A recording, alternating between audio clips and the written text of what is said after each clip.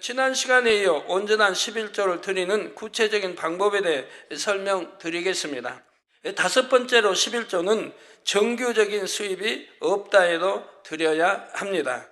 사랑의 하나님께서는 중심을 보십니다. 주신 것에 감사하며 어찌하든 11조를 드리려는 마음을 받으시죠. 공급받는 모든 것이 하나님의 은혜임을 믿고 하나님의 곧 11조를 구별해 드리려는 믿음의 행함이 있어야 합니다. 여섯 번째로 11조는 반드시 한 달에 한 번 이상은 드려야 합니다. 일곱 번째로 11조는 수입에서 가장 먼저 구별하여 드려야 합니다. 부득이한 경우 나중에 드리기도 하지만 기본적으로 11조는 수입에서 가장 먼저 떼어 드려야 합니다. 여러분이 그냥 11조가 아니라 온전한 11조를 하나님이 드리라 하기 때문에 온전한 11조를 드리기 위해서 지금 여러분들에게 이렇게 조목조목 나누어서 설명을 하고 있는 거예요. 이제는 믿음으로 행하셔서 살아계신 하나님의 역사를 체험하시기를 바랍니다.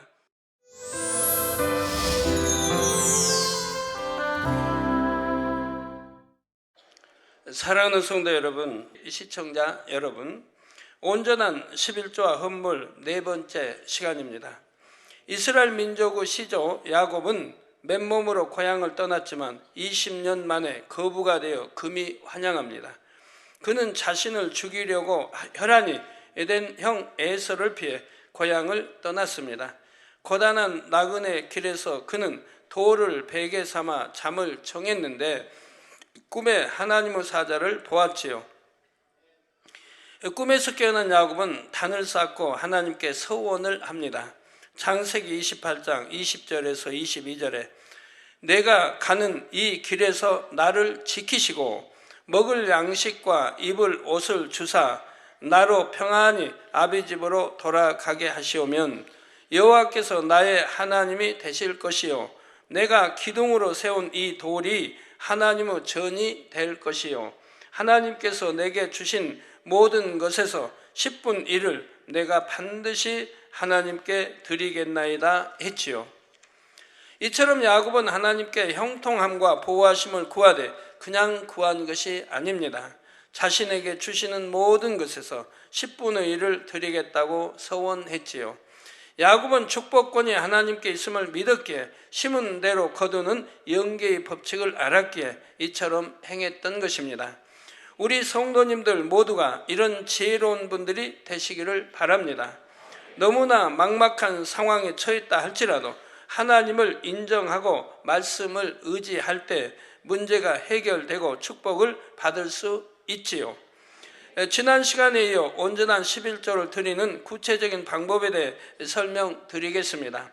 야곱과 같이 놀라운 축복을 체험하는 성도님들이 다 되시기를 주님의 이름으로 축원합니다. 사랑하는 성도 여러분, 온전한 11조를 드리려면 첫째로 총 수입에서 11조를 계산해야 합니다. 둘째로 11조는 다른 예물과 구별하여 별도로 드려야 하지요. 셋째로 11조는 영의 양식을 공급받는 교회에 드려야 합니다. 넷째로 11조는 각자의 이름으로 드려야 합니다. 지난 시간에 이 네 가지 항목까지 설명해 드렸습니다. 다섯 번째로 11조는 정규적인 수입이 없다 해도 드려야 합니다. 어떤 분들은 자신은 직장이 없으므로 11조를 낼 수입이 없다고 말합니다. 그러나 11조가 없는 사람은 없습니다. 먹는 것, 입는 것, 교통비 등을 공급받고 있게 생활을 유지하는 것이지요. 예를 들어 남편이 하나님을 믿지 않는데 아내는 별다른 소득이 없이 남편에게 생활비를 받아서 생활합니다. 이런 경우라도 수입이 전혀 없는 것이 아니지요. 자신이 임의로 쓸 수 있는 돈이 있습니다. 친구를 만나서 식사하거나 여가를 즐기는 등 살림과 직접적으로 관련이 없는 지출은 바로 자신의 수입이 되지요. 이런 분야를 수입으로 잡아서 반드시 11조를 드려야 합니다. 그런데 남편과 아내 모두 믿음이 있는 경우 남편이 수입에서 11조를 떼고 생활비를 줍니다. 이에 대해서는 아내가 별도로 11조를 또 드릴 필요는 없습니다. 이미 남편이 드렸으니까요. 가족들이 가장에게 속하여 가장의 수입으로 먹고 쓰는 것에 대해서는 가장이 한번 11조를 드리는 것으로 족하지요. 그렇지만 그 안에서도 아내가 살림과 관계없이 자기 임의로 쓸 수 있는 돈에 대해 자신의 이름으로 11조를 하는 것도 가합니다. 축복 주실 것을 믿음으로 바라보고 이렇게 행한다면 믿음대로 되는 것이죠. 어린 자녀들도 각자 자기 11조를 드려야 합니다. 어린 아이들도 부모나 친척으로부터 자기 임의로 쓸 수 있는 용돈을 받거나 친구에게 선물을 받는 등 수입이 있지요. 그런데 이때 학비나 책값, 학용품비 등 부모에게서 분명히 정해진 용도로 받는 것은 자신의 수입이 아닙니다. 만약 여기서 11조를 떼면 학비가 부족하거나 필요한 물건을 구입하지 못할 수가 있지요. 그러므로 이에 대한 11조는 떼지 않아도 됩니다. 너무 어려서 스스로 11조를 내지 못하는 어린아이들은 부모가 11조를 대신 내줘야 합니다. 아주 어린 아이들도 세뱃돈이나 용돈, 백일, 돌, 생일 선물 등 수입이 있지요. 부모가 이런 수입에 대해 아이의 이름으로 11조를 내주면 됩니다. 이는 부모의 수입이 아니라 명백한 아이의 수입이기 때문이지요. 그런데 이런 경우는 어떻게 해야 할까요? 예를 들어 어린 자녀가 지인이나 후원단체로부터 컴퓨터, 피아노 등 고가의 선물을 받았습니다. 어린 자녀는 별도의 소득이 없으므로 11조를 드리기가 어렵지요. 이때 부모가 대신 물건의 시가를 따져서 아이의 이름으로 11조를 내주면 아이가 온전한 11조를 드린 것이 됩니다. 그런데 액수가 너무 커서 부모가 대신 내줄 능력이 없을 수도 있습니다. 또 아이는 믿음이 있는데 부모는 하나님을 믿지 않는 경우 11조를 드리기가 쉽지 않지요. 이런 경우 하나님께서 이 아이가 온전한 11조를 드리지 않았다고 말씀하실까요? 아이가 공급받은 것에 대해 하나님께 감사하고 어른이 된 후라도 11조를 드릴 마음 중심이라면 하나님께서는 그 마음을 받으십니다. 또한 성도님들께서 종종 장학금에 대해 질문해 오시는 경우가 많은데 잠시 설명해 드리겠습니다. 자녀가 장학금을 받는 경우 자녀의 이름으로 11조를 드리면 됩니다. 물론 부모가 자녀의 학비를 내주는 경우 부모의 이름으로 11조를 드려도 가하지요. 장학금의 유형에는 크게 두 가지가 있습니다. 수업료를 면제받는 경우와 수업료만큼 또는 그 이상의 액수를 현금으로 받는 경우가 있지요. 이 두 가지 유형의 장학금 모두 11조를 드려야 합니다. 수입료를 면제받는 경우 현금 수입은 아니지만 반드시 내야 하는 수업료를 내지 않게 되었으므로 수입에 해당하지요. 따라서 면제받은 금액만큼 11조를 드리면 됩니다. 현금으로 받는 경우도 마찬가지이지요. 그런데 간혹 가정 형편이 어려운 학생들이 있습니다. 이런 학생들은 딱 수업료만큼만 면제받거나 수업료에 해당하는 금액만을 받으면 11조를 드리기가 쉽지 않을 수도 있지요. 그러면 어떻게 해야 할까요? 수업료를 내지 않으면 학교에 다닐 수가 없는데 그래도 11조를 떼어야 할까요? 학업을 포기할 수는 없지요. 이런 경우 나중에 드리는 것도 가합니다. 수입이 생길 때마다 모아서 11조를 드리거나 금액이 큰 경우 학생이 학업을 마친 후 취업하여 수입이 있을 때 드릴 수도 있지요. 사랑의 하나님께서는 중심을 보십니다. 이런 경우 당장 드릴 수는 없다고 해도 주신 것에 감사하며 어찌하든 11조를 드리려는 마음을 받으시죠. 아니면 부모님이 또 대신 내드리면 되는 것입니다. 또 이런 감사와 사랑과 믿음으로 간절히 구하면 하나님께서 11조를 드릴 수 있는 길을 열어주시기도 합니다. 결국 중요한 것은 믿음이죠. 공급받는 모든 것이 하나님의 은혜임을 믿고 하나님의 것, 곧 11조를 구별해 드리려는 믿음의 행함이 있어야 합니다.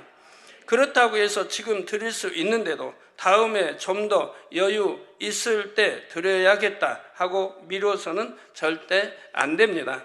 어떤 경우에나 다 마찬가지죠. 하나님께서 우리 영혼을 언제 불러가실지 알 수가 없습니다. 11조는 구원과 상관이 있다 했습니다. 드릴 수 있음에도 드리지 않는다면 구원을 어떻게 확신할 수 있겠습니까? 우리가 구원은 믿음으로 받는 것입니다. 그런데 하나님이 축복해 주시겠다고 성경에 구약도 또 구약에도 많이 여러 군데 11조에 대해 말씀하고 있고 또 축복 주시겠다고 하는데도 믿지 않기 때문에 아니 드리는 거 아닙니까? 그러면 이런 말씀도 못 믿는데 성경 어느 것은 믿고 어느 것은 안 믿는다고 할 수 있습니까? 성경 말씀을 못 믿는 것이지요. 이게 믿지 않기 때문에 구원받을 수 없다고 말하는 것입니다. 축복을 주시겠다고 해도 믿지 않은데 어떤 것을 믿겠습니까? 그 만군의 여호와 하나님 명인데도 순종을 하지 않는데요. 저는 여러분들이 축복받으라고 지금 말씀을 드리는 거예요. 왜 축복 못 받는지를 지금 설명하고 있고 왜 질병이 틈타는지 왜 지킴을 못 받는지를 지금 설명하고 있고 또 구원받는 길을 가르쳐드리고 있는 거예요. 우리가 하나님을 잘 믿으면 누구나 축복받게 되어 있습니다. 축복받아야 하고요. 근데 축복받지 못하는 이유는 내가 신앙생활을 바로 하지 못하기 때문인 것이라 이 말입니다. 구원의 길을 확실히 알려주는 것이고요. 또 여러분 질병이 틈탄다 이런 거 마찬가지입니다. 하나님이 축복을 주시려면 돈이 새 나가지 않게 해주셔야 됩니다.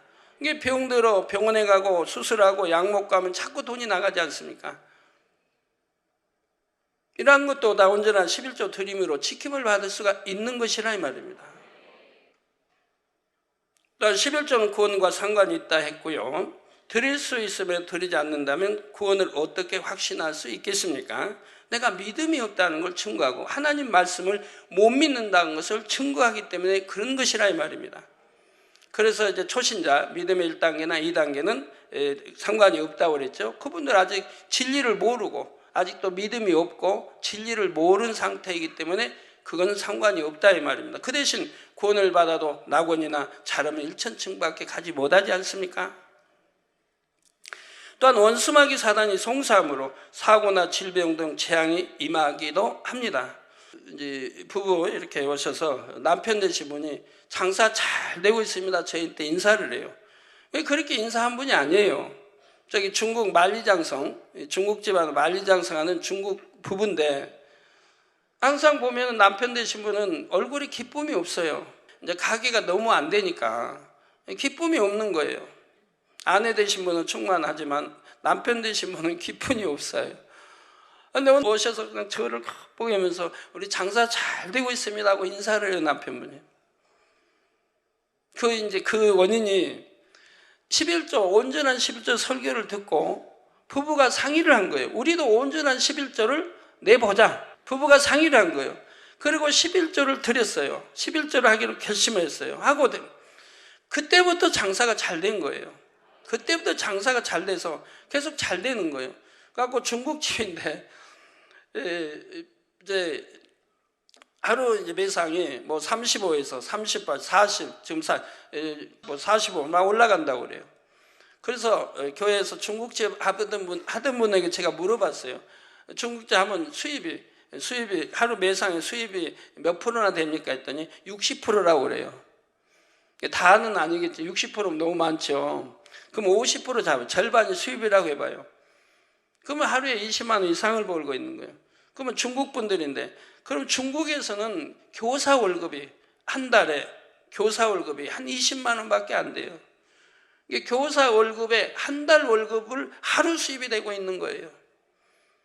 작년에는 어려웠는데 온전한 11조 설교를 듣고 온전한 11조를 드리고 나서부터 이렇게 축복을 받아가고 있는 것이라 이 말입니다.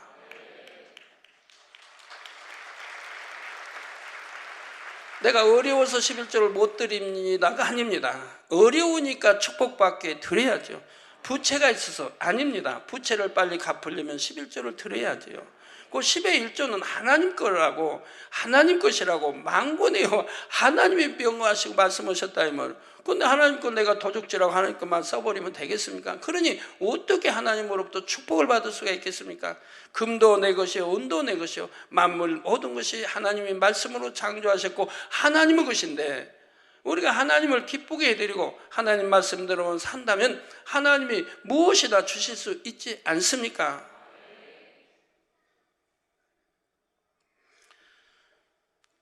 하나님께서 이처럼 차선책을 제시해 주시는 것은 그 영혼의 구원을 위해서입니다. 11조로 인해 죄의담을 쌓는 일이 결코 없도록 긍휼을 베풀어 주시는 것이지요.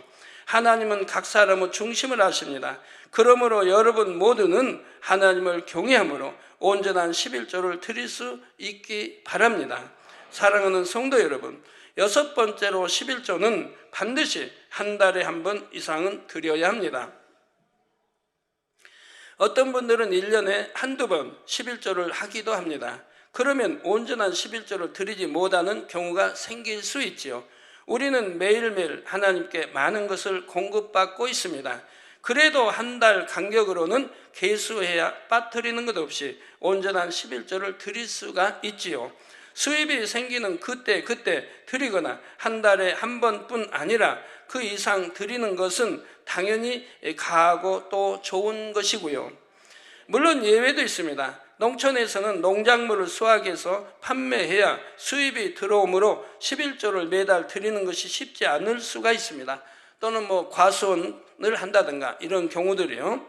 또 고정적인 수입이 없고 일감이 있을 때만 몇 달 간격으로 또는 1년 단위로 수입이 있는 분들도 있습니다. 이런 경우가 아니라면 한 달에 한 번 이상은 드려야 온전히 드릴 수가 있는 것이죠. 어떤 분은 또 매주 드려도 됩니까? 물론 드려도 되지요. 그러나 매주 드리는 건 좀 번거로우니까 매주 나 이렇게 식사 대접도 받았고 선물도 받았고 그러면 그때 계산 띄어 드린다고 하면 좀 번거롭지 않습니까? 그럼 그렇게 어떻게 합니까? 한 달간 다 기억 못할 수도 있는데 기록하지 않고 그러면 그럴 때는 그때 띄어가지고 내가 하나님께 드리는 봉투에 11조 봉투에다가 넣으면 되는 거예요. 그래갖고 한 달 돼서 계산해가지고 드리면 되는데, 어떤 분은 늘 이렇게 봉투에 넣다 보면 그거 그대로 드립니까? 그러지 마시고요. 11조 봉투에 넣었으면 한 달에서 드리려면 그때 여러분이 마음에 항상 작정하기 따라 되는 거예요. 내가 이걸 드렸다, 이제 11조 막상 드릴 때는 새 돈으로 바꿔서 내가 드리겠다고 하면 되는 거예요. 그렇게 마음 먹으면 그대로 해도 되는 거예요. 근데 그리 마음 먹지 않고 내가 이거 따서 11조 봉투 넣은 거 이거 드리겠다고 마음 먹었으면 그 다음에 한 달 있다 그걸 바꾸면 안 되는 거예요. 새 돈이 있다고 바꾸는 거 아니에요. 드리기로 한 걸로 드려야 되는 거예요. 그러니까 마음 먹기라, 마음의 정하기 나름이라 이 말입니다. 여러분이 어떤 기도를 작정할 때도 그렇습니다. 내가 예를 들어 100일 철야를 작정했다고 해봐요. 그러면 100일 동안을 철야를 하겠다고 했어요. 그러면 반드시 지켜야죠. 근데 지키지 못할 일이 생겨요. 예를 들어 누가 돌아가셨다든가 아니면 시골을 가야 한다든가 명절에는 고향을 다녀와야 된다든가 이런 경우가 있습니다. 그러면 100일 작정할 때 같이 작정하면 되는 거예요. 내가 무슨 부득이한 일이 생길 때는 그때는 100일에서 그 날을 빼기로 작정하면 된다. 100일에서 99를 빼는 게 아니고 그 날을 빼고 그 다음에 100일에서 그 다음 하루 더 하면 된다 이 말입니다. 아니 명절 때는 고향을 다녀오겠습니다. 그래서 100일하는 그 날수를 뺀다든가 이렇게 빼고 작정을 하면 100일 어기지 않고 하게 되는 것이라 이 말입니다. 근데 그러지 않고 그냥 100일 무조건 하겠습니다 하면 그건 무조건 해야 되는 거고요. 저도 이제 처음에는 초신자 때는 그런 거 모르니까 하나님께 이제 100일 이렇게 철야 기도를 작정해서 했는데 그런 걸 모르니까 기도원장하고 같이 100일 철야를 하다가 한 90일이 됐는데 장모님이 돌아가셨죠. 장모님이 소천한 거예요. 그것도 목포에, 저는 서울에. 그래서 장모님이 소천해서 할 수 없이 그걸 간 거예요. 가가지고 거기에서 또 했어요. 밤에 또 이제 철야를 했어요. 하긴 했는데 그 장례리면 방에 그냥 가족들과 일가 친척들 방이 여러 명 있지 않습니까? 거기서 기도한다고 해도 부르짖어 할 수는 없죠. 그래서 그냥 중원본 부르지 못하고 기도를 했다 이 말입니다. 그렇게 해서 한 3일인가를 빠졌죠. 분명히 경우보다는 한 3일쯤 빠졌어요. 그러면 서울에 와가지고 나머지 뺀 것까지 해서 90일 하다 갔으니까 13일을 더 했어요. 뺀 거 하고. 그러고도 마음이 찜찜해요. 개운치가 않아요. 그래서 다시 100일 작정하고 또 기도를 했어요.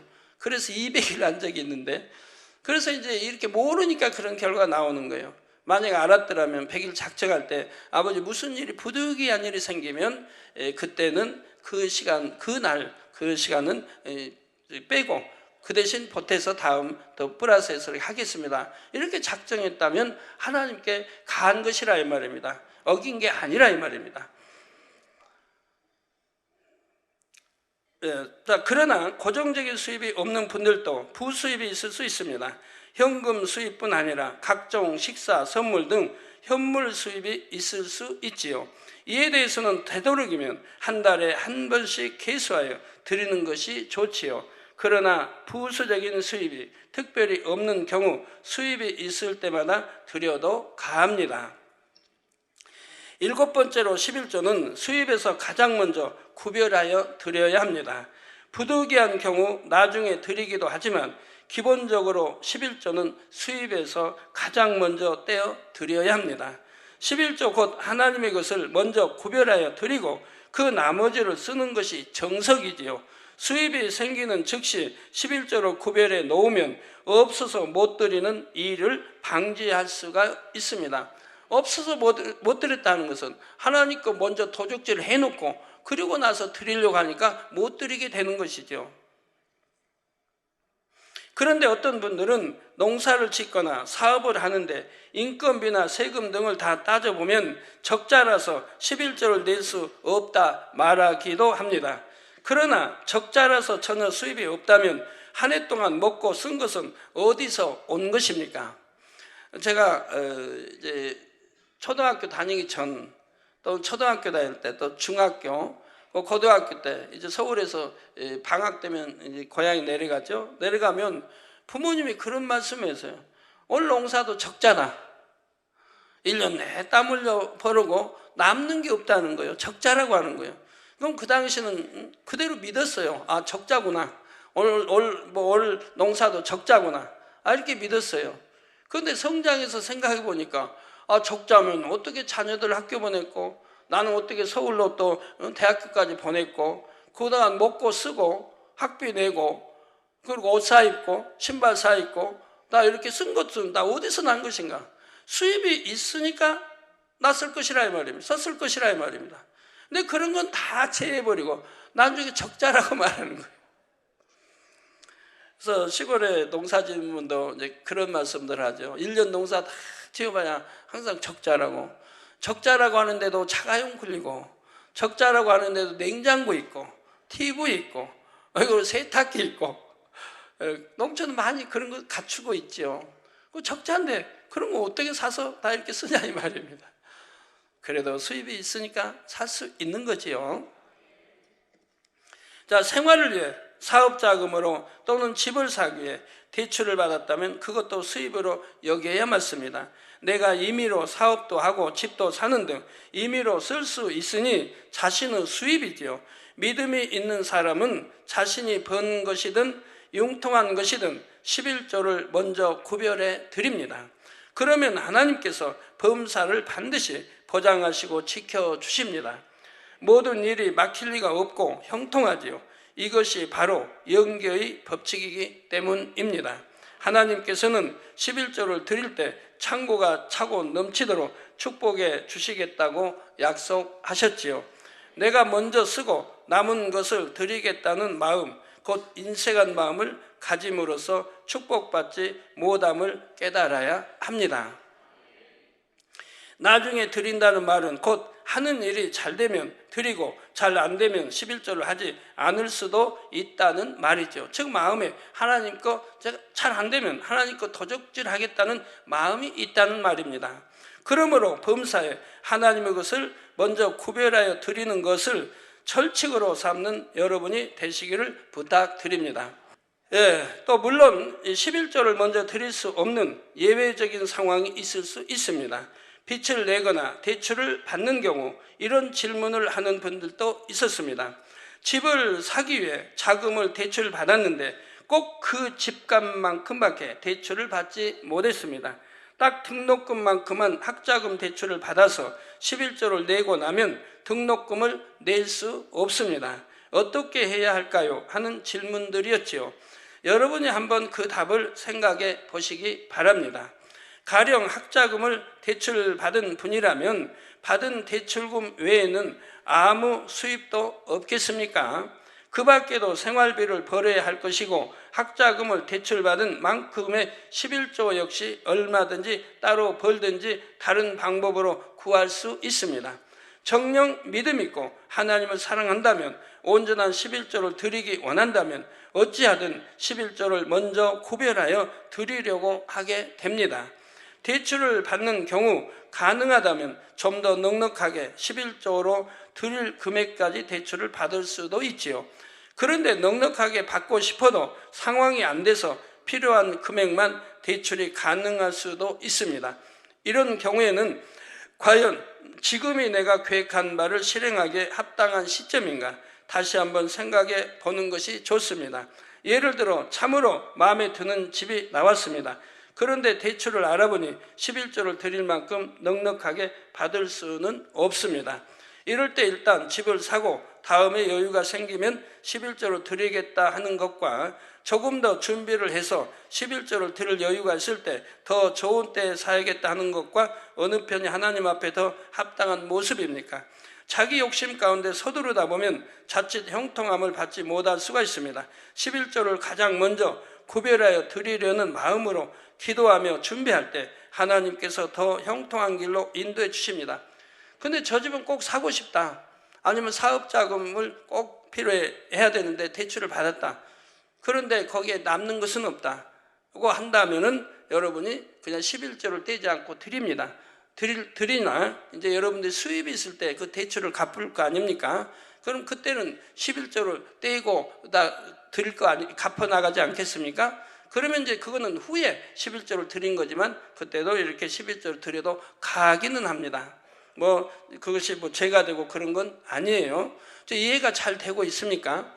여러분이 그냥 11조가 아니라 온전한 11조를 하나님이 드리라 하기 때문에 온전한 11조를 드리기 위해서 지금 여러분들에게 이렇게 조목조목 나누어서 설명을 하고 있는 거예요. 저는 초신자 때에도 하나님께 건축 작정을 하면 누구보다도 많이 했습니다. 드릴 것이 풍족한 상황이 결코 아니었습니다. 오히려 부채가 있는 상황이었습니다. 그래서 빚을 내서 그 작정헌금을 드립니다. 이때 건축을 만약에 100만 원 작정을 했다면 100만 원에 대한 11조를 뗄 수 있게 넉넉히 빌립니다. 그래서 먼저 11조를 떼고 하나님께 건축념을 작정했던 걸 드렸지요. 11조를 반드시 드려야 함을 알고부터는 한 번도 온전하게 드리지 않은 적이 없습니다. 이렇게 빚까지 내서 11조를 드렸으니 어려워졌을까요? 아니지요. 늘 지킴받고 보호받고 보장받아 왔으며 오늘날 이처럼 축복받는 사람이 되었습니다. 전 또 11조를 계산하지 않으니까요. 항상 넉넉하게 10에 3조 또는 10에 4조 이렇게 드려왔으니까 일일이 따지고 계산하고 어제 선물 얼마 들어왔는데 얼마지 하고 해본 적이 없어요. 항상 넉넉하게 드리니까 하나님도 넉넉하게 주십니다. 여러분 혹여 또 들으시면서 초신자 되신 분들 들으시면서 아이고 마음있게 목사님 그냥 저렇게 당회장님은 저렇게 그냥 돈 강조하시고 이렇게 여러분 생각하실 분 혹여 있다면 저는 여러분이 11조 많이 드린다고 해서 제 수입이 늘어나는 건 아닙니다. 감사 많이 하고 11조 많이 한다고 해서 제 수입이 늘어나는 거 아니에요. 왜? 저는 개척에서부터 지금까지 교회에서 일체 월급 받은 적이 없고 교회마다 목회활동비가 있어요. 목사님 주의정도 교회 목회활동비를 줘요. 근데 목회활동비도 받아본 적이 없고 또 상여금도 받아본 적이 없고 교회에서 일체 받은 적이 없다 이 말입니다. 받은 적이 없기 때문에 여러분이 많이 드렸다고 해서 내가 수입이 늘어나고 그런 건 아니에요. 그러니까 오해하지 마세요. 여러분들은 오직 축복을 위해서이고 축복받게 하기 위해서이고 그리고 모두가 천국 가되 좋은 천국 가야 되지 않겠습니까? 이런 게 담이 돼서 아무리 충성하고라도 여러분 좋은 천국 못 가면 또 되겠습니까? 나중에 드린다 할지라도 드리기만 하면 사람의 중심을 아시는 하나님께서 이를 죄라 하지는 않으십니다. 그러나 저라면 최대한 빨리 그 10의 1조를 채워드릴 것이고 먼저 구별하여 드릴 것입니다. 하나님께 먼저 드려야 할 것은 늦게 드리는 만큼 죄송하고 민망한 마음이 들기 때문이지요. 이 밖에도 성도님들이 궁금해하시는 분야들을 다음 시간에 이어 설명드리도록 하겠습니다. 여러분, 우리 교회 보면 믿음들이 좋으신 분들은 예를 들어 뭐 사업을 한다. 그러면 밑에 종업원들이 뭐 10명도, 뭐 20명, 30명, 60명도 돼요. 그런데 그 종업원 수입까지, 월급 줄 것까지 해서 회사의 수입 전체 11조를 드리는 분들이 있습니다. 그리고 또 자기 수입은 자기 수입대로 11조를 드리고요. 그런 분들이 있어요. 종업원이 60명이 되는데, 넘는데, 어떤 분은 30명이 넘는데, 그 회사 들어온 수입 전체에 11조를 드리는 거예요. 그거 제가 지켜보고 있어요. 물론 뭐 슈퍼를 한다면 거기 이제 종업원들이 있죠. 그래서 이렇게 해서 전체 드린 분들은 많이 있지만 이렇게 크게 종업원들이 60명이 넘고 30명이 넘는데도 전체 11조로 드리는 분들이 있어. 제가 그분들을 유심히 살펴보고 있는 거예요. 과연 하나님이 어떻게 하시는가? 역시 틀림이 없어요. 그렇게 많이 드리니까 손해 가는 게 아니라 하나님이 그 일터에 놀랍게 축복을 부어가시고 계신다 이 말입니다. 그러니까 일터가 놀랍게 수입이 전체가 불어. 그리고 그 안에 종업원까지 같이 축복을 받아간다 이 말입니다. 그래서 그런 상담을 해올 때는 제가 믿음대로 하라고 그럽니다. 믿음이 있다면 전체 드리고 또 본인 개인 거 드릴 거고, 믿음이 그만큼 안 된다면 본인 개인의 수입만 드릴 거고, 믿음대로 하라고 그래요. 근데 믿음 내보인 분은 역시 회사 전체 수입이 가고 그 밑에 종업원들 전체 수입이 크게 가는 것을 볼 수가 있습니다. 결론을 말씀드립니다. 사랑하는 성도 여러분, 미국의 대실업가 하이드라는 사람이 있었습니다.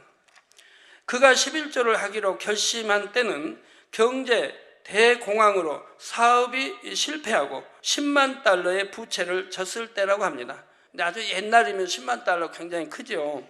미국 같은 데 보면 100달러 지폐를 내도요, 놀란 사람들이 있어요. 100달러로. 카드가 물로 다 하니까. 그가 빚을 지면서까지 11조를 드리자 직원들이 그에게 찾아와 항의했지요. 빚을 지고 있는 사람이 부채부터 상환해야지 윤리적으로도 이는 부당합니다. 그러자 그는 이렇게 답했다고 합니다. 나는 부채를 갚는 데 있어서 부채 상환의 원리가 아니라 도적질하는 것부터 상환하는 것을 원리로 하겠습니다. 직원들이 그 무슨 말씀입니까 묻자 그는 성경을 펼쳐 오늘 본문 말라기의 말씀을 보이며 다시 입을 열었습니다. 나는 하나님의 11조를 훔친 도적이므로 부채 상환도 중요하지만 도적질 상환부터 먼저 해야 하지 않겠습니까? 하고 말했다고 합니다.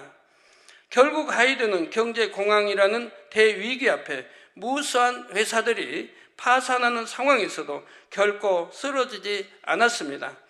우리에게 잘 알려진 건강보조의약품 맨소레담을 만들어 세계적인 재벌이 되었습니다. 하이드가 실패를 딛고 일어선 비결은 바로 자신이 처한 문제의 실마리를 하나님의 말씀에서 찾았다는 것입니다. 불통한 것, 축복받지 못하는 이유가 11조를 하지 않는 것, 하나님의 것을 도적한 데 있다고 깨달았습니다. 깨달은 후에는 현실을 보지 않고 돌이켜 하나님의 말씀대로 행했습니다. 그러자 도저히 회생이 불가능했던 그가 다시 일어서는 기적이 일어났지요. 우리 성도님들은 이런 영적인 법칙을 잘 아십니다. 이제는 믿음으로 행하셔서 살아계신 하나님의 역사를 체험하시기를 바랍니다. 온전한 11조를 하나님의 창고에 드림으로 모든 문제를 해결받고 넘치는 축복을 받기를 주님의 이름으로 축원합니다.